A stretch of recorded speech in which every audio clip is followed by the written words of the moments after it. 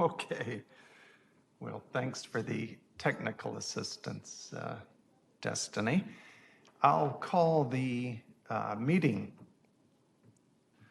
of the Davenport Housing Commission together for Monday, August 17th, 4 p.m. Our first order of business, I guess, is a roll call. Jessica Here. is here. Yolanda. Present. Gary. Here. And Joyce. Here. There was no preference. I just went down the line. So that's fine. Now we'll go over, and I'm glad we're meeting today instead of a week ago, Monday, when things were pretty crazy out there. I wasn't back in town yet. I was attempting to get back to town, and it was crazy. So I hope everybody's well, that everybody's here at least. So we have a full house. Anyway, our first order of business is minutes of the July meeting. I'll ask if anyone has any questions, additions, or corrections for those.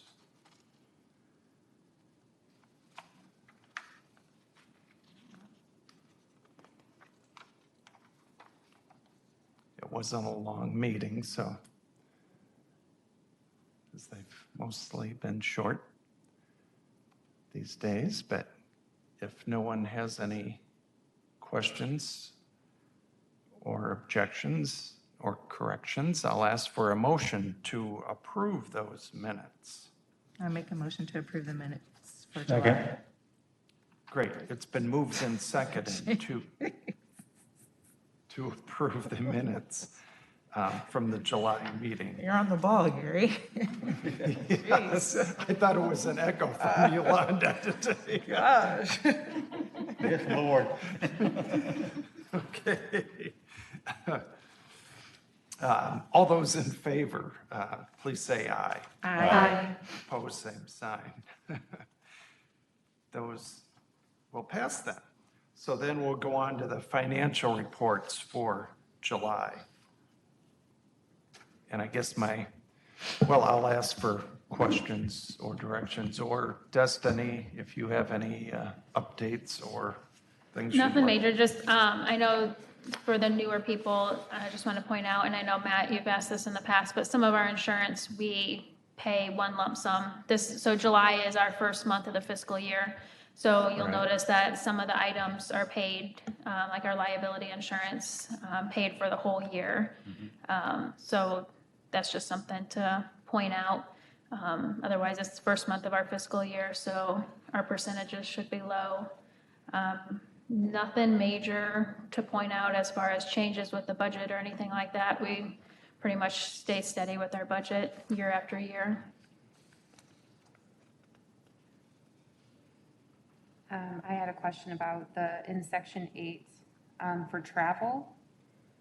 Was that for, what was the expense for that? There's no expense for travel. It's budgeted for $1,600, but there's no expense. There's no place to go anymore, at least safely. Well, I'm sorry. You probably explained this before, but the workers' compensation? It's an insurance as well. Okay. Nothing has been paid out, correct? Yeah, that's another one that's paid out for the whole year in the month of July. Oh, as far as, using it? Right. Yeah, I don't believe so. I don't handle the insurance for the city, though. I don't think we'd have any claims or anything. That's all the questions I have.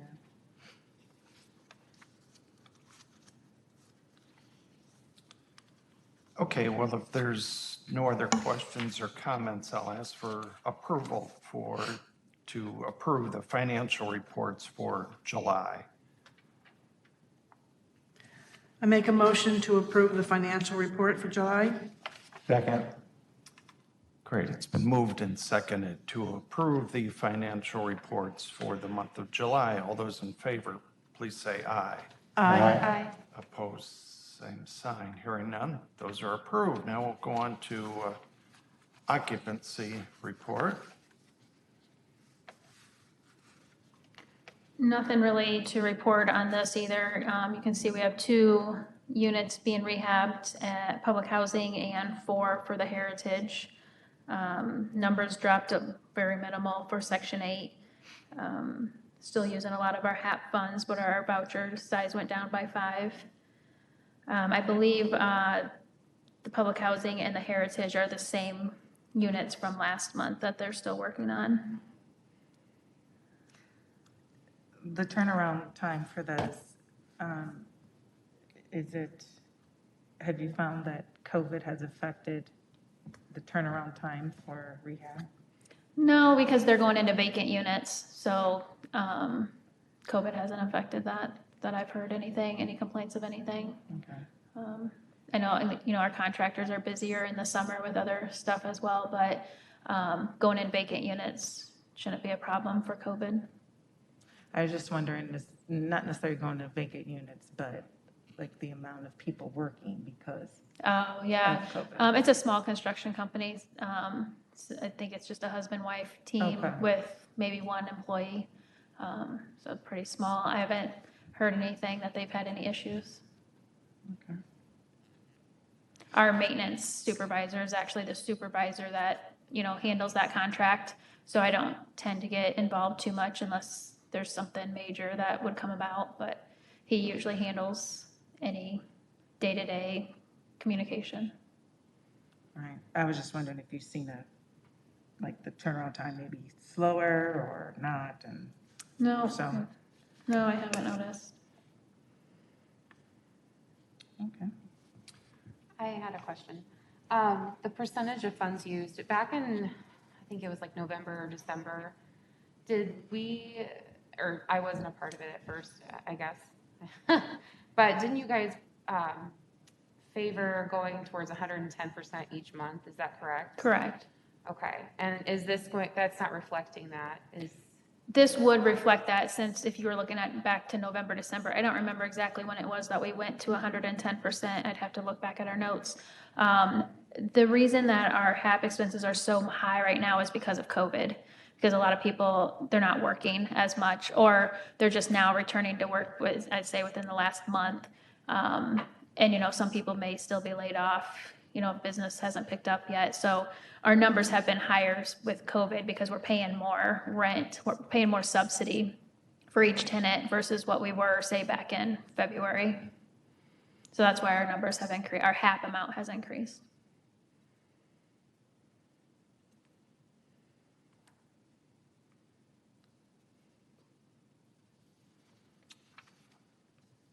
Okay, well, if there's no other questions on that, I'll ask for a motion to approve the occupancy report for July. I move to approve the occupancy report for July. I second that. Great, been moved and seconded to approve the occupancy report for July. All those in favor, please say aye. Aye. Opposed, same sign. Now we'll go on to Resolution 2020-02, Section 8 Management Assessment Program, CMAQ certification. This is an annual certification that I bring to you guys every year this time. Has to be approved by you before I can submit it to HUD, so it's due at the end of the month. If you've had a chance to look through it, or if you want to take a minute to look through it, I've answered all the questions as far as our response to each question. This is just something for our program that we have to make sure we're following the rules and certify that we've done everything that's required of us. So you can see my answers to everything. I don't know if you guys have any questions about any part of it, but this is just an annual certification that we have to submit to HUD. This looks like something I have to sign again this year. It is, you have to sign the resolution. And not forget, like I've Yes. done it. Yeah, if you don't mind signing yours, I didn't bring an extra copy. No, that's fine. It's Mine's just- hole punched. I think we've had that happen. It wasn't anybody's fault. We got it done. Right. I just left too soon or was busy chatting, but we worked it out within a day, so. As long as I have it by the end of the month to submit. Okay.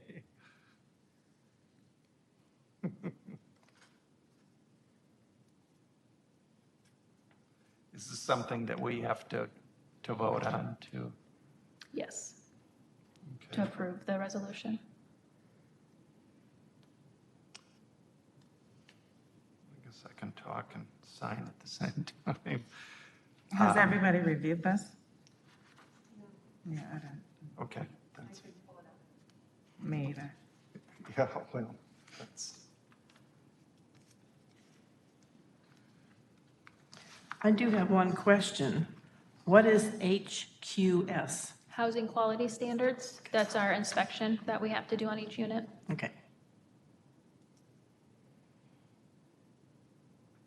The annual plan elements, B1, a significant amendment and modification. What was the modification and significant amendment? What page are you on? 2 of 6. I think you're past where we're at right now. Oh, well, I think, are you looking at, yeah, you're looking at the annual stuff? the Yeah. next- Yeah. The CMAP just goes, there's page 3 of 3 and then 1 of 2. Sorry. that's okay. So that's what that's what the resolution is for these 5 pages, and then we'll go on to the annual plan. 5 pages.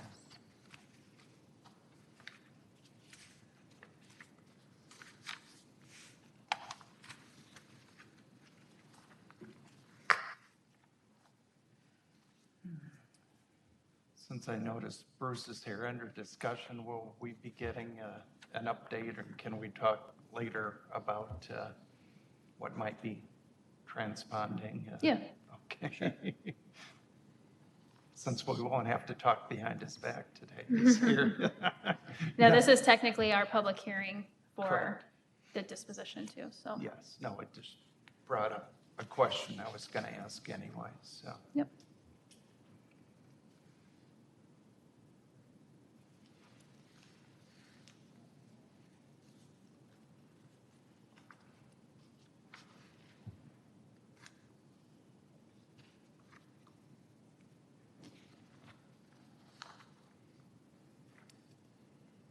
Yeah, sometimes Destiny or emails don't translate into my computer language.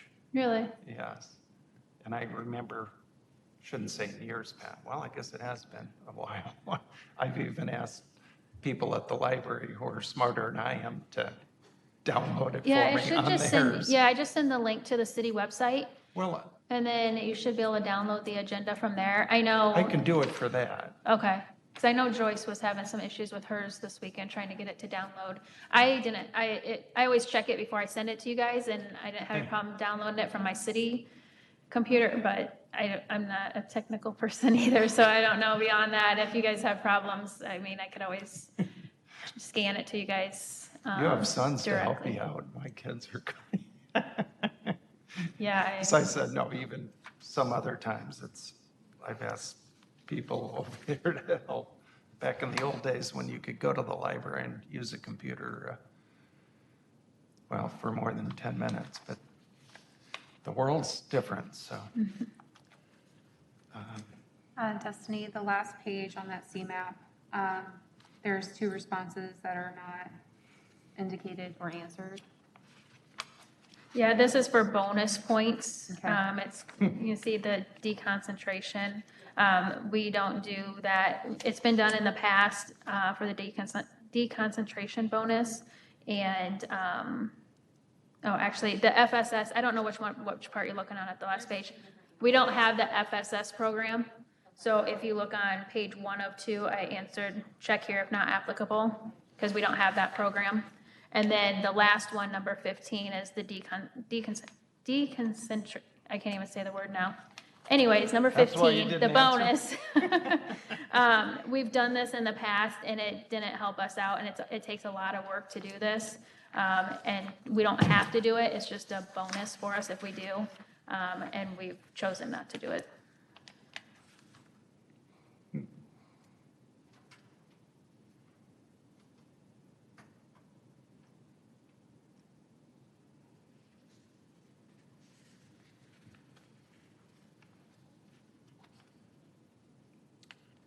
Okay, well, I'll ask. I have Oh, a go ahead, question. Yolanda, I'm On sorry. page 3,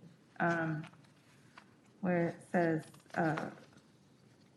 paragraph F, PHA has analyzed whether voucher holders have experienced difficulties in finding housing outside areas of poverty or minority concentration and where such difficulties were found. How do you do that? So we have a map in our conference room that outlines the different areas, if there's minority or poverty. That's part of this. That's actually one of the other questions on here. I don't know which one it is right off the top of my head, but that asks if we have those maps available to our tenants, and we do. That's a requirement. So that is what we can look at when we have tenants in looking for new units, or if they have questions about it, new to the area, we can point to the map and show them. How is that determined, like, on your map? As far as the map is. Like in this location right here, It's city information that comes in from Public Works for the not rental assistance, the rent, what do I want to call it? Rental license. So we use the information that we get, and that's how we come up with our map. So I work with another city employee to put the map together.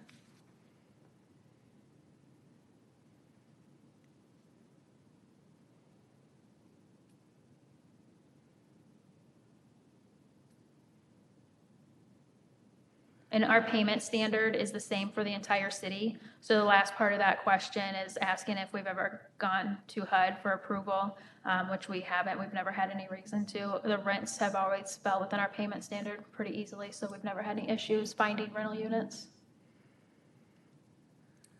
Is that just because you find them to be pretty even throughout the? I mean, city? there are plenty that are higher that don't qualify for our program. But we've always had a good pool of rental units. We've never had any issues not being able to place people unless they have bad credit or bad history or evictions and stuff like that. And that's up to the landlord to do those checks. Those are about the only type of tenants that we've had issues with them leasing up and finding a unit.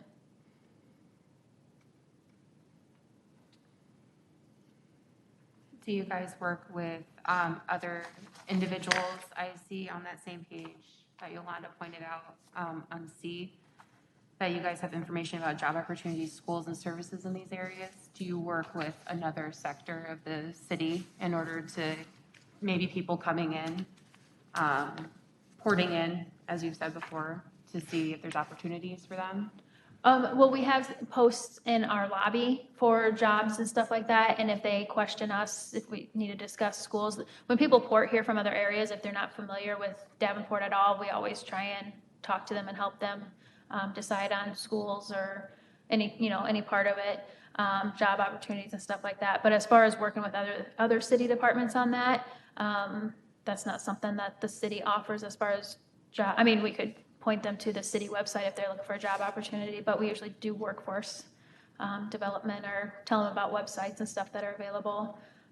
So it's not really something that other city departments per se could help with that. I don't know if that answers your question, or because this talks about job opportunities, schools, and services. So I mean, I guess the city offers different services, if they have questions on trash or other services that the city offers, but most of this stuff is outside of the city departments.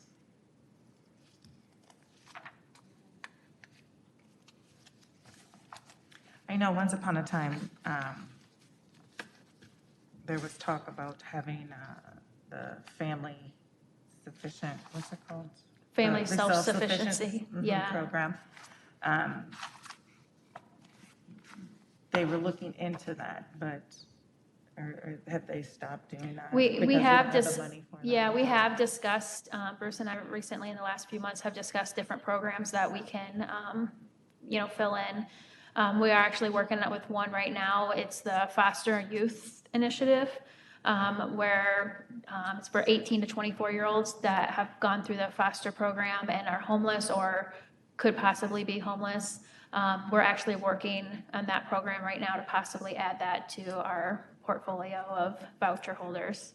The FSS, the Family Self-Sufficiency, is another one that has kind of been on a radar for our office. We have, 700 people on our Section 8 program right now, plus our public housing and heritage.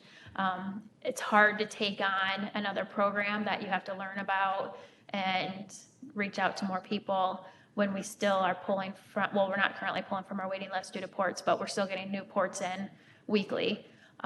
So to take on a program, like the youth one that we're looking at is 20 vouchers a year, I believe, that we can get max, which is not very many at all for a whole year, where the Family Self-Sufficiency would be a bigger program that we would take on.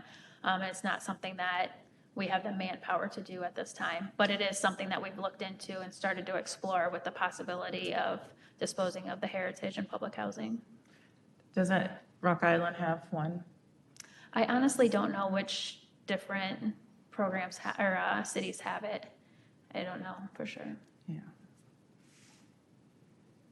Okay.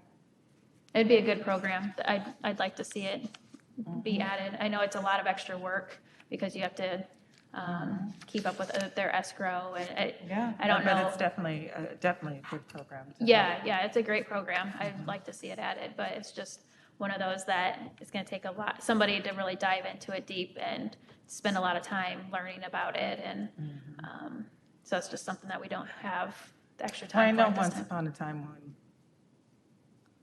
Roy was working, he had mentioned of, like they were looking into it and thinking about hiring someone, 1 or 2 people for just that program itself. And they were looking at, to Rock Island, because I think he said Rock Island had one and stuff like that. And so I just never knew whatever happened. with Yeah, that. it might have been something he was working on. To my knowledge, there wasn't anybody else in the office working on that.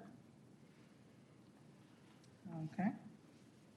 So Would the- those, you go ahead. So I'm really interested in that fostering youth program. That sounds phenomenal. With them being homeless, they aren't able to get online or anything like that. Are you guys providing opportunities for them to get online or use a computer to find like the job opportunities and the services that are provided? So the way that this program works is it's a lot like our BASH program where we work with another agency and they send us the potential voucher holders. So just like BASH, we work with the Veterans Office. We will work with DHS and they will screen these people ahead of time and then they will send them to us to lease them up. So we won't be working with them for that type of stuff per se, unless they can question us, we can help them at any time, but they're going to be working more with DHS on that type of thing before they would come to us. So they're going to be given that information though, because a lot of people don't know to ask that. Well, that's not really what we do. I mean, we have that information available if it comes up in conversation, we can surely help them. But we offer rental assistance, so it's not something that usually they come to us for looking for jobs. Granted, we can provide them websites and information. We have a list in our office of other agencies in the community that have different services available. So we always hand that information out to them. We have no problem looking stuff up online for, to help them out. But our job is rental assistance. So that's usually Right. what they come to us for. Right, I understand. I was just, Yeah, and since they're working with DHS more directly, and DHS is the one that's actually going to be screening them and making sure they qualify for the program, they're going to have more of the one-on-one communication with them to see what needs they need to be met. But we always have that information available if they ask, or if it comes up in conversation. Yeah, my question was in that field about these grants. Will those be a set additional grants that you get from HUD? Additional vouchers, Or yes. additional vouchers, right? Yes. Like the VASH, which is a separate pool. Correct. So we'll be taking away. Correct. Well, I shouldn't say taking It's its away, own, it's a type of Section 8 program, but yeah, it's separate from our 700 vouchers that we have, just like the but- Okay. VASH program. It's a separate program of its own. Are there other things out there? Oh, there's lots. Are there? Yeah, Okay. HUD offers all kinds of different programs. It's just a matter of learning about them and, seeing what works for your community. And yeah, there's lots of different opportunities out there if we wanted to expand. It's just hard to do when we already have a full portfolio, I guess you'd want to say, of Sure. people, and we just don't have the extra time to explore, or it's hard to bring on another employee that's possibly not a full-time position with just one program. It's just one of those things that you have to look into.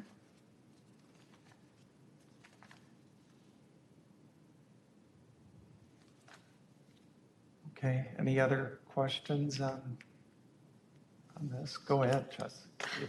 I You just- look like. I like, I'm the type of person that wants to know everything No, that's going on. that's So fine. with this new program, with you guys going through and trying to see if there's gonna be buyers for some of the housing units, is that going to affect this program? Are you talking about the youth, the Yes, the foster? youth, the foster the youth program. No, the sale of our units would be for the public housing and the heritage. The Section 8 program, we are going to continue to run, and that's where the foster and youth would come through, the homeless. They would come through the Section 8 program. Gotcha. So that's what we're looking to add to the program.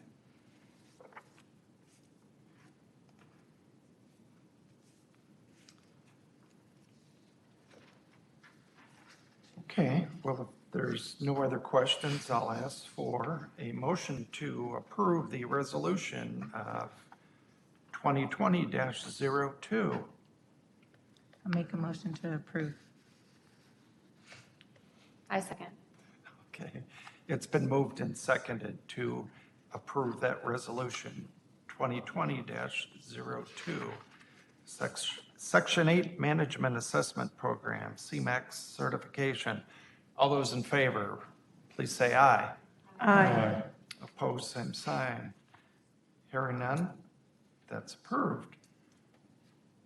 Now, is our public hearing, can we do it now, or do we have to wait for a couple minutes till? No, I mean, the meeting started at 4 o'clock. Okay.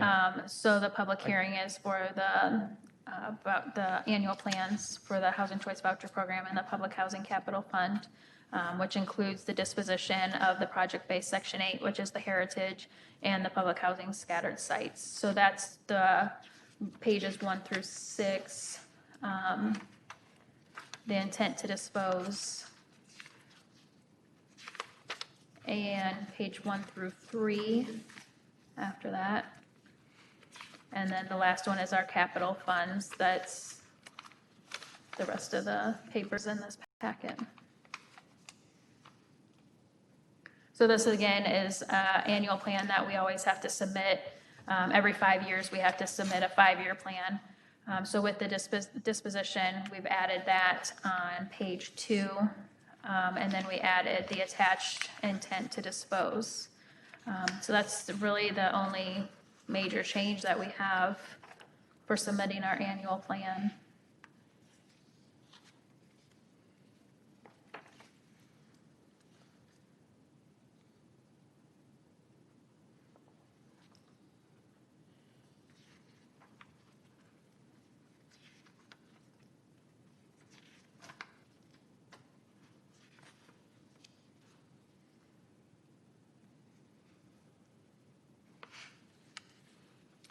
Well, under B2, you do have a yes for demolition and, I should read the whole sentence. Disposition, so I'm assuming that's. Yep, demo and or selling. disposition. Okay, That Yep. was my fault for not reading the entire sentence before I started speaking.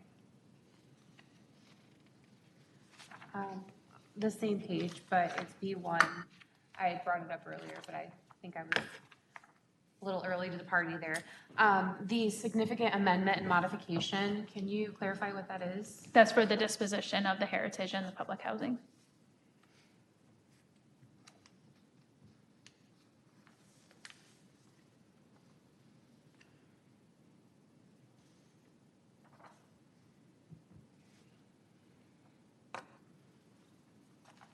should I ask now or under discussion how we're proceeding with, We can probably do that after this, okay. the discussion.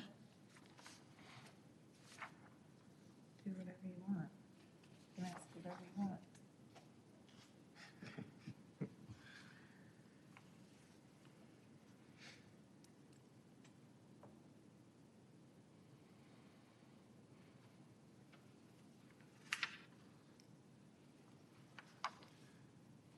B.3 Civil Rights Certification. What does, I can't read anything into this that has anything to do with civil rights. It's just another one of the requirements from HUD that we have to submit the Form 50077, and I may have forgot to attach that with this. It has to be signed by the mayor. Yeah, I don't have that with me, I apologize. I can Google it real quick and read it to you if you'd like me to. Oh, wow. Where is that? B3. No, on Google. Oh, I was just gonna search it up. It should be under HUD.gov, under their forms.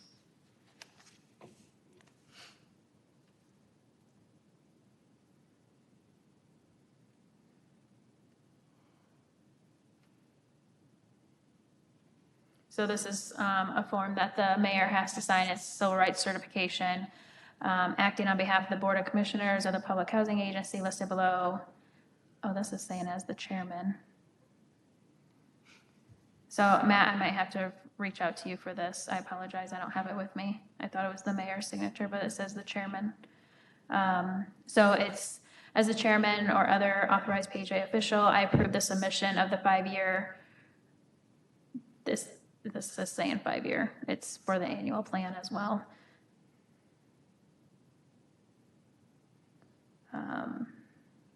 So you're basically certifying that, I mean, did you look, you want me to read the whole thing? I don't Can know. you, I just, Let me read the whole thing without interrupting myself. So acting on behalf of the Board of Commissioners of the Public Housing Agency listed below as its chairman and or other authorized PHA official, I approve the submission of the 5-year PHA plan for the PHA of which this document is a part of, and make the following certification and agreements with the Department of Housing and Urban Development in connection with the submission of the public housing program of the agency and implementation thereof. The PHA certifies that it will carry out the public housing program of the agency in conformity with Title V1(6) of the Civil Rights Act of 1964. That's not 6.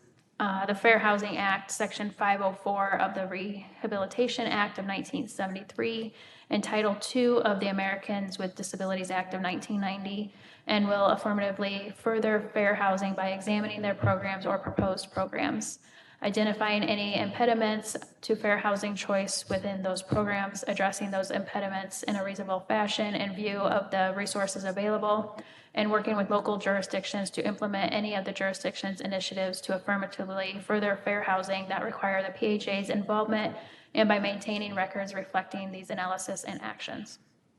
That's the Form 50077. I guess that brings up a question. Does the city have any pending civil rights cases against us? No, not which at this time. We've had in the past. We have had in the past, we do not at this time. Okay. That's kind of what clicked the question.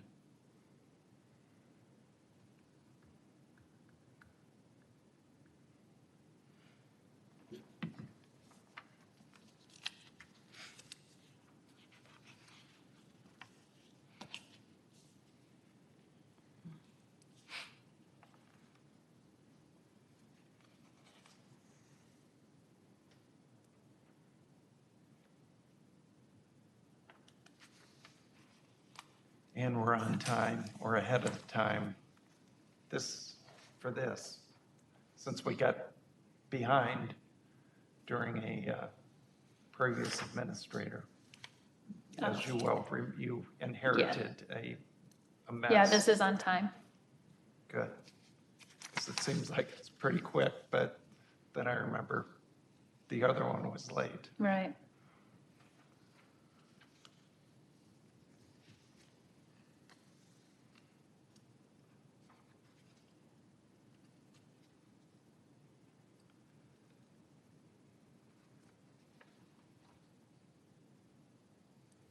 So the operations cost of 88,000, what is that? Are you looking at the capital funds? Yes.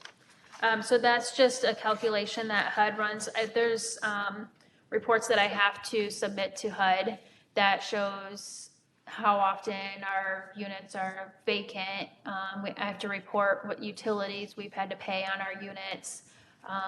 So then HUD does a calculation based on our vacancy of how much we should get for capital funds.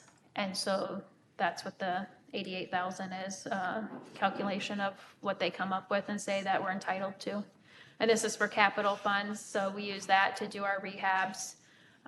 If we need to buy refrigerators, stoves, our snow removal, grass for the units that we do take care of, which is our row houses and any handicap accessible units that the tenant can't take care of. So that type of stuff is what we use our capital funds on. Obviously, they have a line for preparing for preventing and responding to coronavirus. It's blank, so with no money calculated or given, or? No, not for, there's a CARES Act that's related to COVID, but not for capital funds. Okay.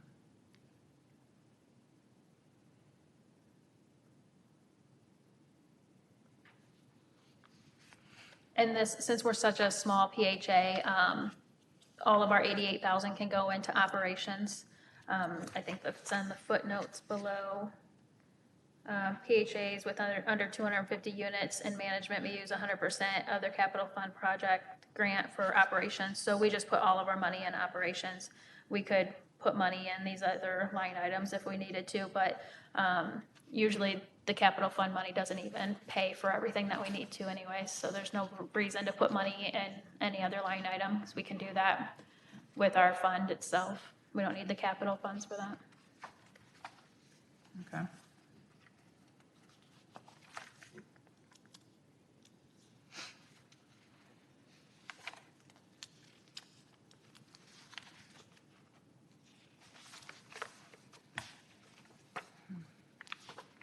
I know it's kind of a totally different question, but seeing something in here, it said there is a provision that actually allows for a police officer to occupy, even though they probably wouldn't qualify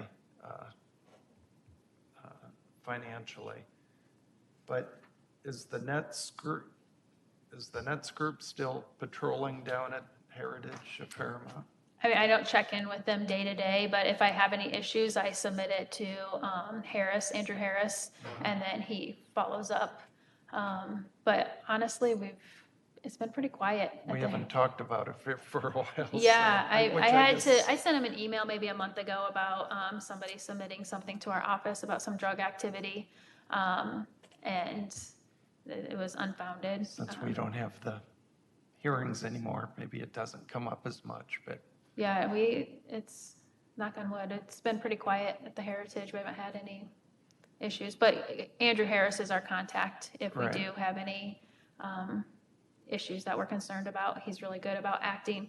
And we did have a tenant that was evicted for drugs last year, and that was in working with the police department to resolve that.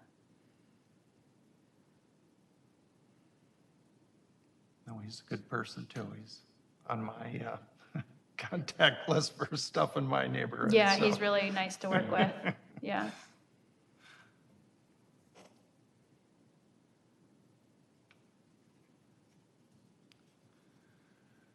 Okay, anybody else have any? Jessica, you're busy taking. Okay, no, that's fine. Before I kind of saw your eyes working, now I see your hand working. Okay, well, should I guess procedurally call for the public hearing to be closed first, is that? I honestly don't.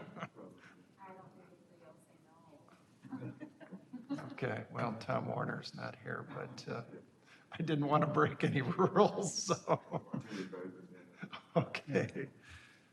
Okay, well, I'll ask for the public hearing for the Housing Choice Voucher Program and Housing Capital Fund annual plans, which include disposition of project-based Section 8 and public housing scattered sites.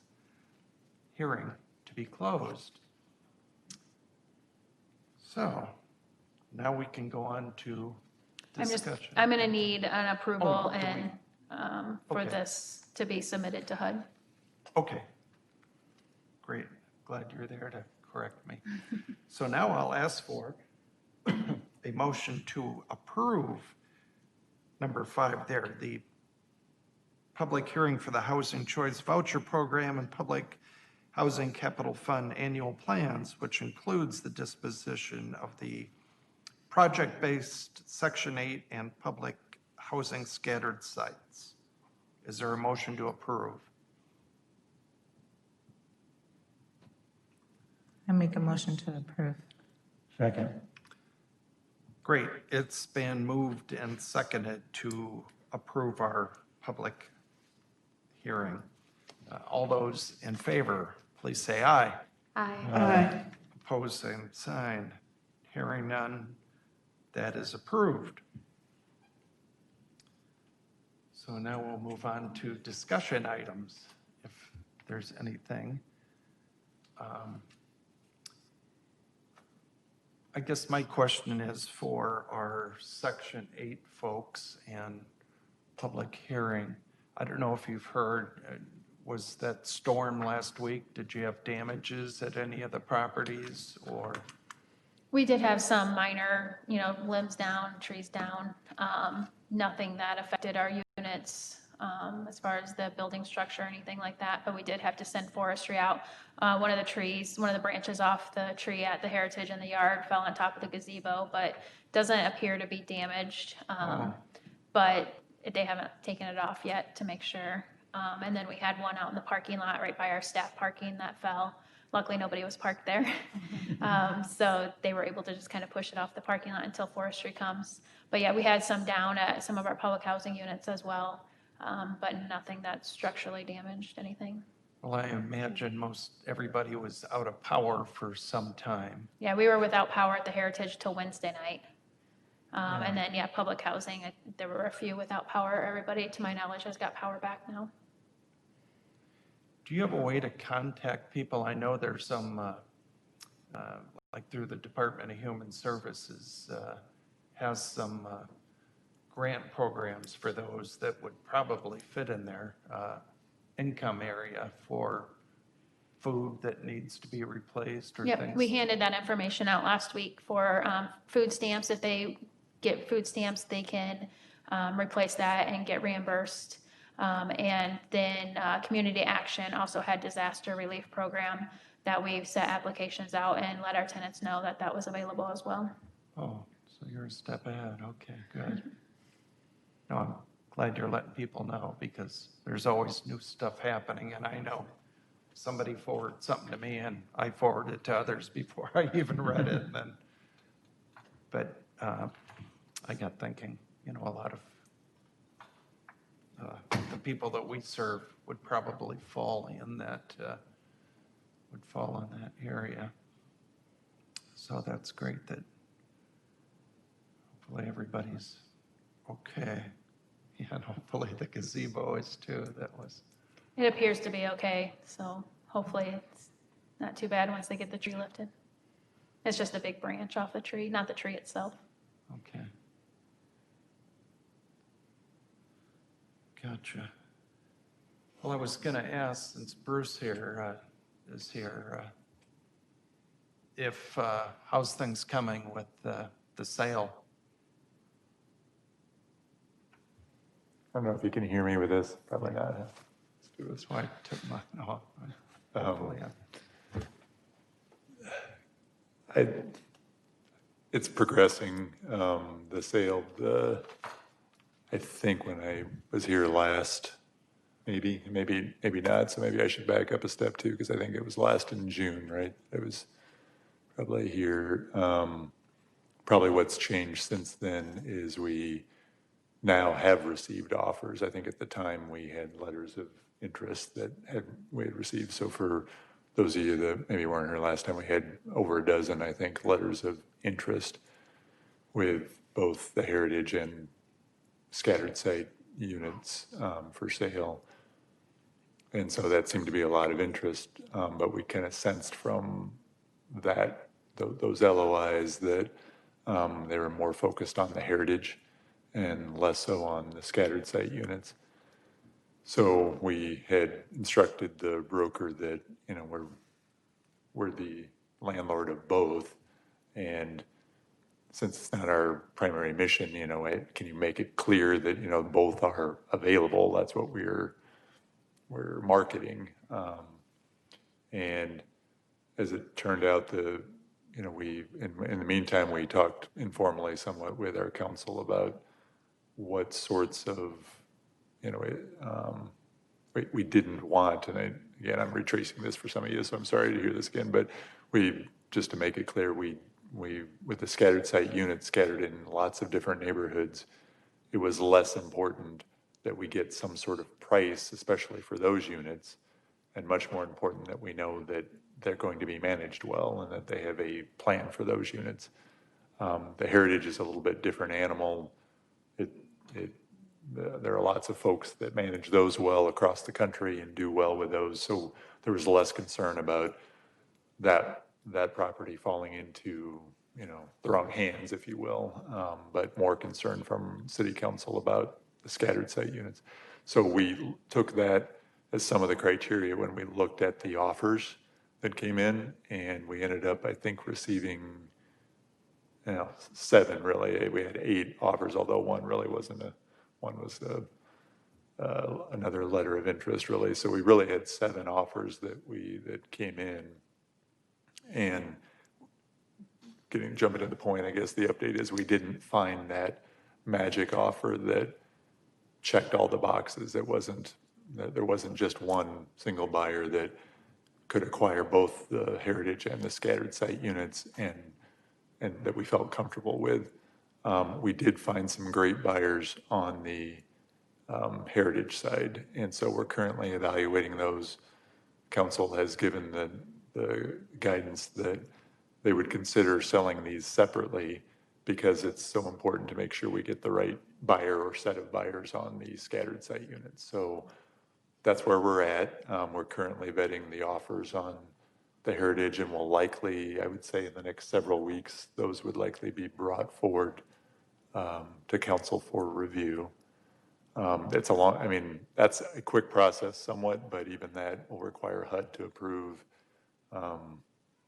It really, from our HUD reps, what they've told us is it really is a real estate decision. And in the state of Iowa, it's just a public hearing on the conveyance, and a resolution to convey is all that's required from the city's end. However, from HUD's end, there's a lot of review that goes into vetting that buyer of the heritage. So a lot of it happens on their end and will take some time from their end. And I can go into more of that if you want. I mean, the buyers will likely look at rehabbing the units. That's what their offers indicate. And so that also slows down the sale because they would likely approach HUD and talk to them about making those upgrades to the property. And if those are then approved by HUD, then they need to go through a financing exercise, and likely with the state of Iowa, and applying for tax credits. And that takes some time. So, you know, I think optimistically, if everything fell into place, and, you know, I don't know, usually something goes awry, but if everything would fall into place, the soonest that all of that would be approved would likely be sometime in the spring, is what we basically told our city council. So that's the heritage update. And on the scattered site update, we did have some interest, but because their offers were based on both the heritage and the scattered sites, we talked with council about approaching first the tenants to see if there are any, and back to the family, the self-sufficiency program, seeing if any of the tenants would like to step into home ownership at this time. So, and I realize we have 8 single families, we have a number of duplexes, but we're going to explore that first, anticipating that that may not be the case for most. Then it's likely that we would in turn market to primarily nonprofit communities that work with affordable housing. But, you know, there may be others out there too. Maybe there's someone who wants to become a homeowner from the public, and there's a single family that they'd really like to acquire and rehab and move into and be an owner occupant.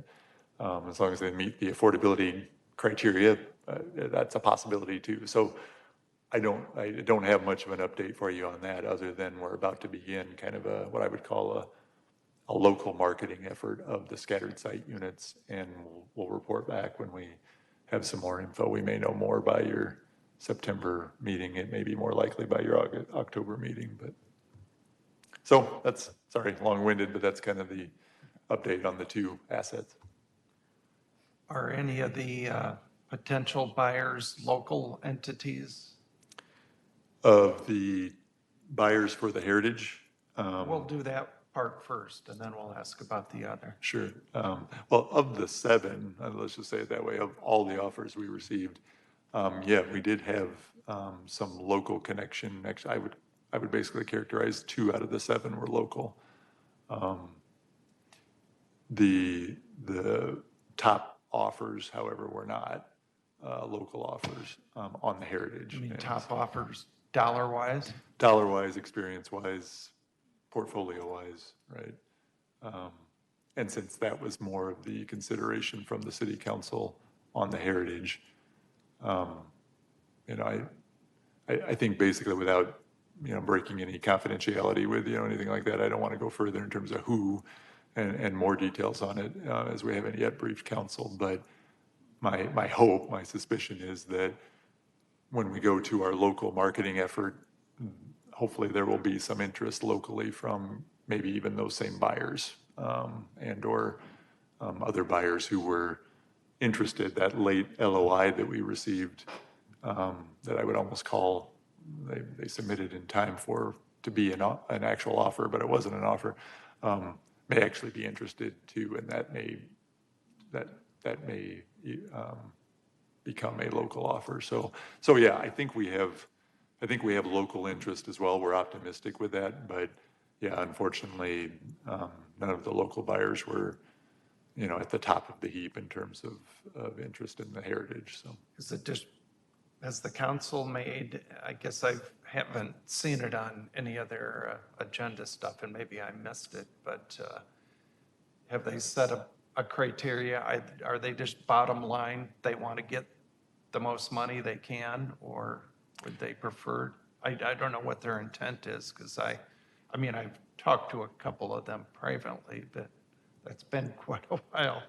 Communication with people's a little different these days, so.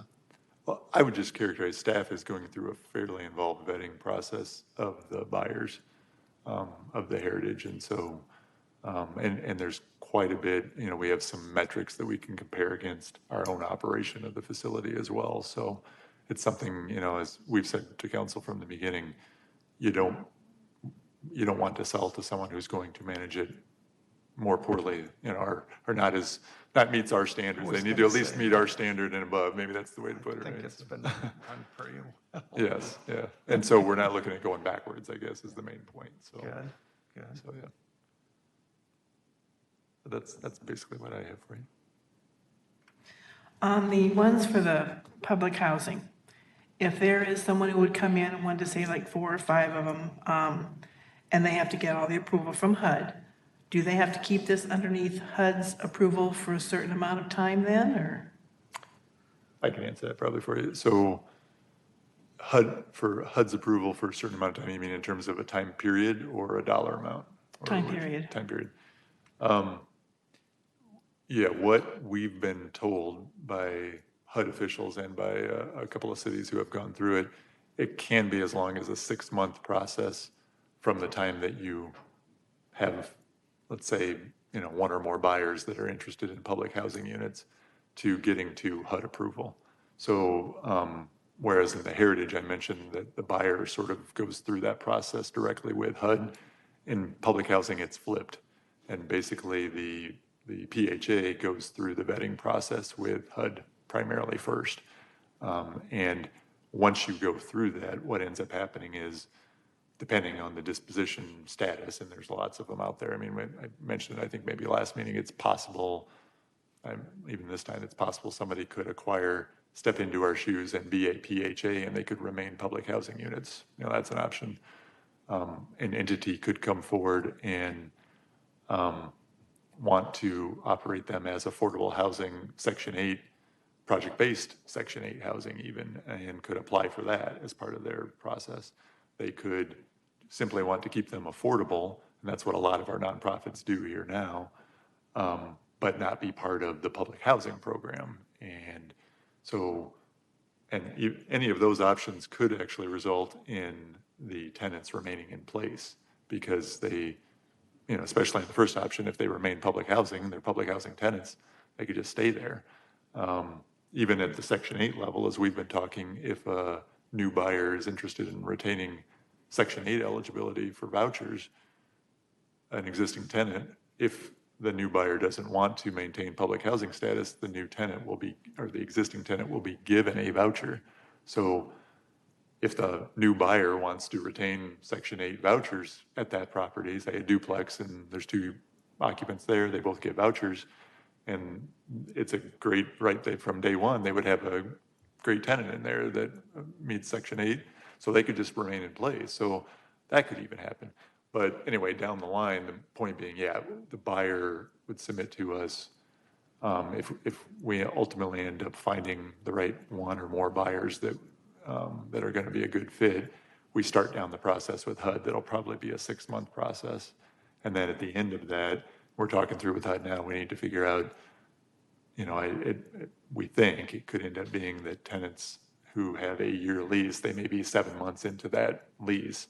So they've got 5 more months on their lease. And if the new buyer, let's say it's a local nonprofit that has their own affordable housing population, then that tenant would likely be at the end of their lease wouldn't be renewed. They would take their new Section 8 voucher and could go to a different duplex somewhere.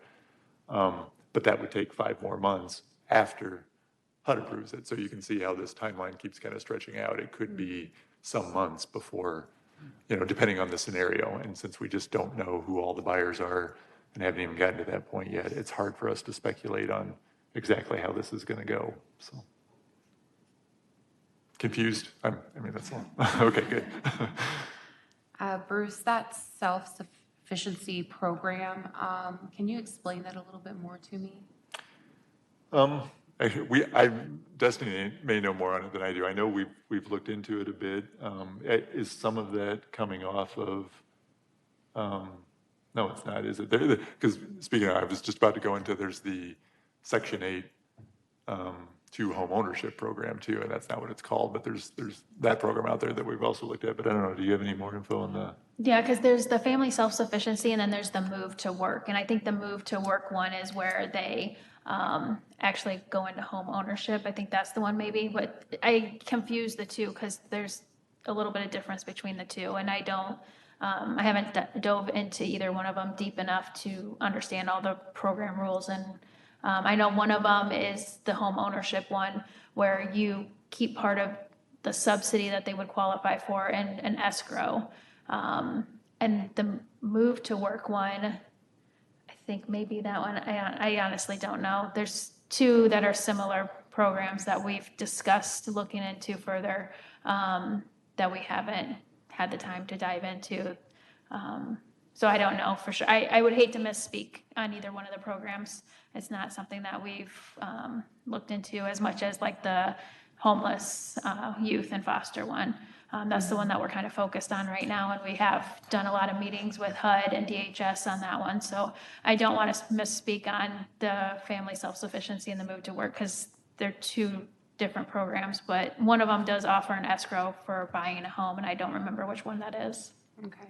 So you will approach the tenants first before, I mean, you said that's more of an option, that you would like to have the tenants be What- able to purchase?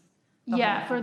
for the section, or for the public housing sale, the disposition of those, yeah, that's something that we're gonna do, meetings with the tenants and let them know that that is a possibility, that they could buy their unit if they're interested in doing so. And that's not something that would be through what you're talking about, like the family self-sufficiency or the move to work. That's nothing to do with that. That's just remote. They'd have to go get their own personal loan, and that's just on the sale of public housing. That has nothing to do with anything else. We looked into that at a HUD suggestion. Simply, we're not required to do it, but it just seems like the right thing to do. Because we got thinking, we may have some, I mean, I guess it could be any of the units, but in particular, what made us think of it was we may have a tenant who's been in a house for a number of years, and they may really love that house, and maybe their financial situation, since they've been there over a period of time, maybe is improved. I mean, we'd be remiss if we didn't at least say, hey, maybe you'd qualify for acquiring the home, and we may be able to negotiate on sales price. So, I think that's where it's coming from, but it's a good digression into, if we get some real interest in that, even if we get some folks who aren't able to take full advantage of it, it may be a signal for us too, that, gosh, we should explore that FSS program more, because there's maybe some, if just those 42 tenants were interested, we may have even more interest out there, and why not explore it with actual resources to kind of leverage it, So I think, I've got it on my notes anyway, Destiny, for us to kind of look into. I know we're busy this week, but maybe the family self-sufficiency and the move to work, maybe we can get a little summary together and give you guys an update, in advance of your next meeting or sometime. I think that would be great, because then you could have people that are more homeowners. I mean, that's what we Right. want. Yep, exactly. And it cycles people, so more people can come off the waiting list into homeowner, or into tenancy as well, so, yep.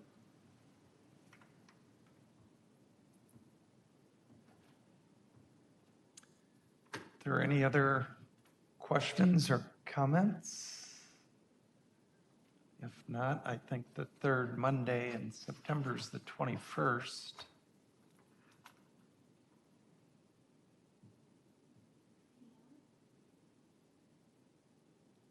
Not a city holiday or anything.